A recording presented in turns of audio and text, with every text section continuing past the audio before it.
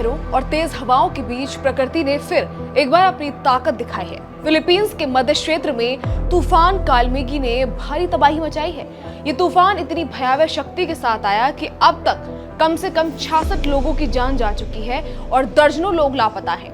लोग अपने घरों और जीवन की रक्षा के लिए संघर्ष कर रहे हैं। तूफान के कहर से लाखों लोग प्रभावित हुए हैं। सड़कें और घर पानी में डूब गए हैं। कई परिवारों ने अपनी जान बचाने के लिए घरों की छतों तक चढ़कर रात बिताई है। मध्य फिलीपींस, जो अभी कुछ वक्त पहले घातक भूकंप की मार झेल रहा था, उस तबाही से उबरने की कोशिश कर रहा था और अब इस प्राकृतिक आपदा का सामना कर रहा है। तूफान मंगलवार रात से बुधवार सुबह तक फिलीपींस के मध्य क्षेत्रों से गुजरा। पलावन, सीबू और अगुसन डेल सुर प्रांतों में सबसे ज्यादा तबाही हुई है। मौसम विभाग के मुताबिक हवाओं की रफ्तार 120 किलोमीटर प्रति घंटा तक थी, जबकि झोंके 150 से 180 किलोमीटर प्रति घंटा तक पहुंच गए। भारी बारिश की वजह से कई क्षेत्रों में बाढ़ आ गई। सड़कों और पुलों के बह जाने से कई इलाकों में संपर्क टूट गया। बिजली आपूर्ति बिल्कुल ठप हो गई। मोबाइल नेटवर्क प्रभावित हुआ और कई गांव पूरी तरह से कट गए। बाढ़ और तेज हवाओं के चलते लोग अपने घरों से बाहर नहीं निकल पाए। कई लोगों के घर बह गए, वाहन पानी में डूब गए।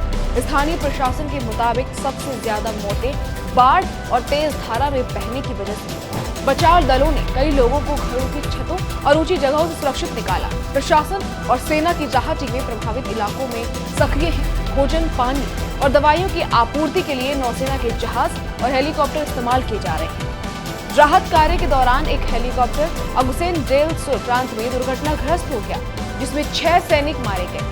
यह हेलीकॉप्टर तूफान प्रभावित इलाकों में राहत सामग्री पहुंचाने के मिशन पर था। अधिकारियों का कहना है कि दुर्घटना के कारणों की जांच की जा रही है।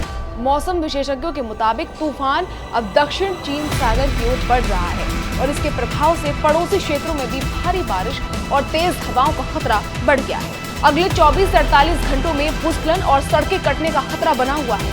वहीं विशेषज्ञ बता रहे हैं कि फिलीपींस में प्राकृतिक आपदाओं के लिए तैयार रहना बेहद जरूरी है। बता दें, मरने वालों की संख्या 66 पहुंच गई है। लगभग 13 लोग अभी भी लापता बताए जा रहे हैं। प्रभावित लोगों की संख्या लाखों में है।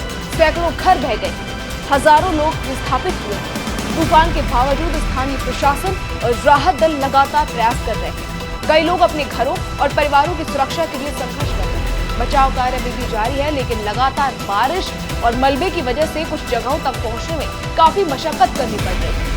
लेकिन प्रभावित इलाकों में राहत और पुनर्वास कार्य युद्धस्तर पर चल रहा है।